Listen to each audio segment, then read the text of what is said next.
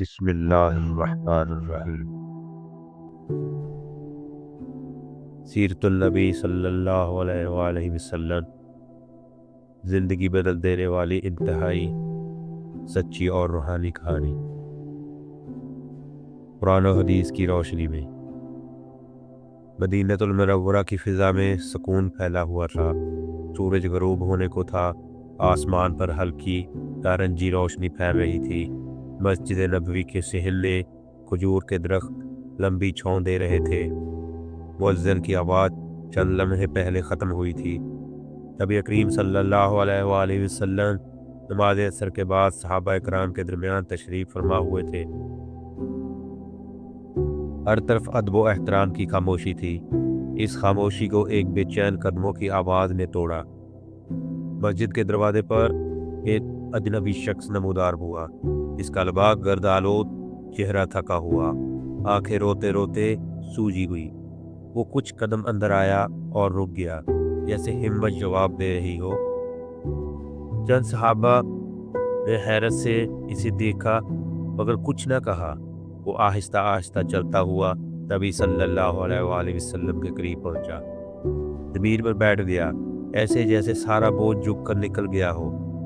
پھر اس کی آواز سنی گئی، ایک ٹوٹی ہوئی لرزتی ہوئی آواز، صلی اللہ علیہ وآلہ وسلم، میں برباد ہو گیا ہوں، میرا دل بے سکون ہے، میری راتیں آنسوؤں میں گزرتی ہیں، مجھے معافی کا کوئی راستہ نظر نہیں آتا۔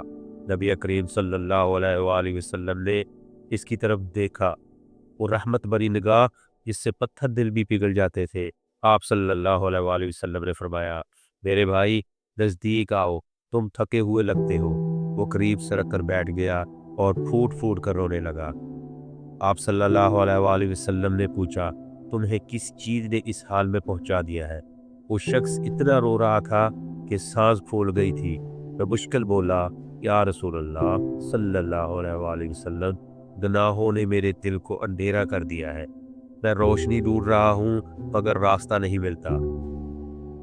نبی صلی اللہ علیہ وآلہ وسلم نے اس کے کندھے پر ہاتھ رکھا، جیسے دل میں نور بھر رہا ہو۔ آپ صلی اللہ علیہ وآلہ وسلم نے آہستہ اور شفقت بھرے لہجے میں فرمایا، اللہ سبحانہ تعالیٰ فرماتے ہیں، اے میرے بندو، جو اپنی جانوں پر ظلم کر بیٹھے ہو، اللہ کی رحمت سے نا امید نہ ہونا، اللہ سب گناہ معاف کر دیتا ہے۔ سورۃ الزمر۔ وہ شخص سن کر ساکت ہو گیا، جیسے کسی نے ہزاروں بوجھ ایک لمحے میں اٹھا دیا ہو۔ صحابہ اپنی جگہ بیٹھے تھے مگر ان کے دل میں بھی نرم ہو چکے تھے۔ ہر چہرے پر خوف خدا اور محبت رسول جھلک رہی تھی۔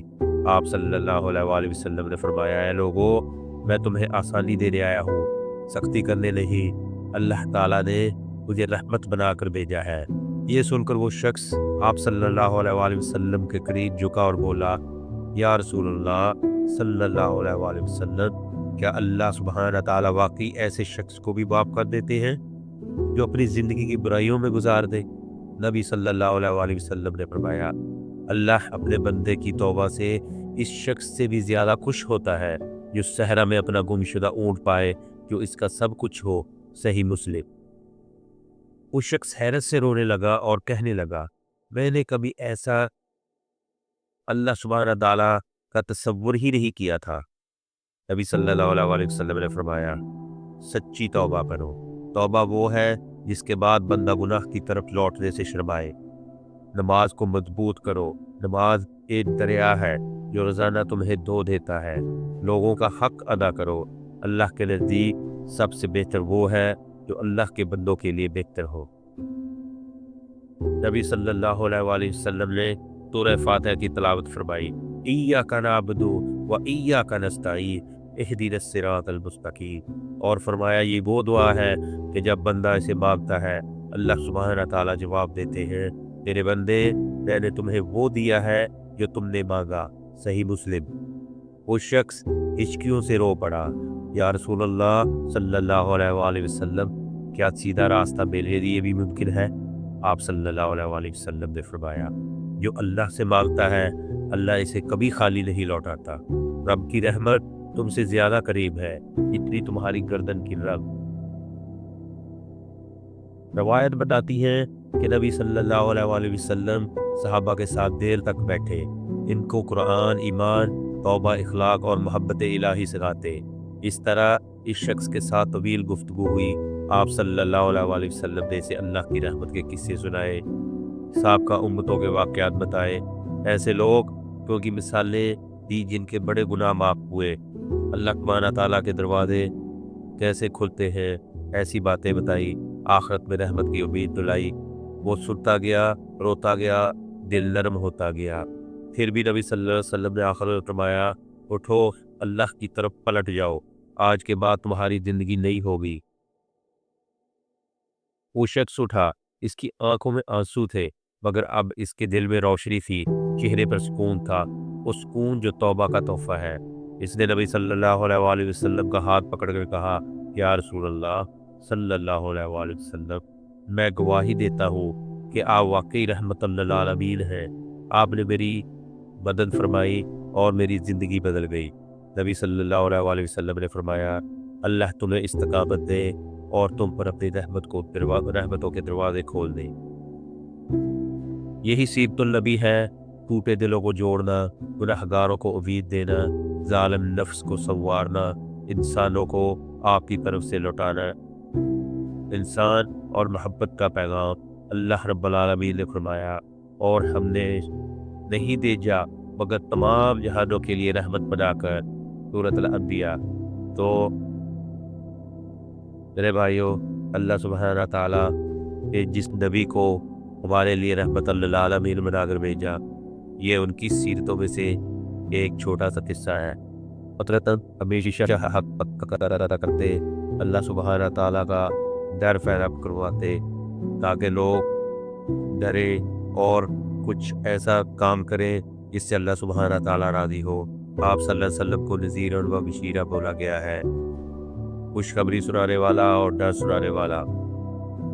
تو اے لوگوں، اس اللہ سے ڈرو جس نے اس دنیا کو بنایا، اور دیکھو کتنی خوبصورت دنیا ہے، اپنے دل کو بھی ایسے خوبصورت کر لو تاکہ اللہ تعالیٰ ہر انسان کی نیت کے مطابق اس کی زندگی بدل جائے۔ عمل کا دار و مدار نیت پر ہے۔ تو آج سے ہی ہم اللہ کی طرف توبہ کر کے لوٹے تاکہ اللہ سبحانہ تعالیٰ ہماری آنے والی زندگی، ہماری آنے والی نسلوں کو اسی راستے میں چلنے کی توفیق عطا فرمائے، اور اللہ سبحانہ تعالیٰ کی بارگاہ میں ہر ٹائم دعا کرتے رہا کرے کہ ہمارا اللہ ہمارے ساتھ، ہم سے خوش ہو جائے اور ہمارے ساتھ ہمیشہ رہے۔ یہی دعا انسان کے لیے بہت بڑی کامیابی کا سبب بن سکتی ہے۔ تو اے میرے بھائیوں، اللہ سبحانہ تعالیٰ انسان پہ کبھی بھی ظلم نہیں کرتا جب تک وہ اپنے اوپر خود ظلم نہ کرے۔ قرآن کو کھول کے دیکھ لے، اس میں یہی لکھا ہوا ہے کہ اللہ سبحانہ تعالیٰ نے کبھی کسی امت پہ ظلم نہیں کیا۔ اللہ سبحانہ تعالیٰ نے تو سیدھا راستہ دکھایا ہے، لیکن وقت کے ساتھ ساتھ انسان شیطان کا پیروکار بن گیا۔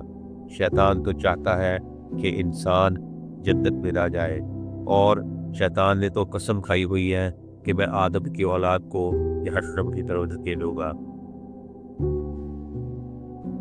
کیونکہ شیطان ہی ایک ایسا ابلیس جس کو کہا گیا ہے، وہ ایک ایسی چال چلتا ہے جس سے اولاد آدم راستے سے بھٹک جائے، غلط کاموں کی طرف راغب ہو، اچھائیوں کی طرف نہ جائے اور برائیاں کرتی رہے۔ یہ اس نے اللہ سبحانہ تعالیٰ سے قیامت تک یہ الفاظ مانگے ہوئے ہیں کہ مجھے مہلت دو۔ مہلت، اس کی تو مہلت باقی ہے، کب تک باقی ہے؟ جب تک قیامت نہیں آتی۔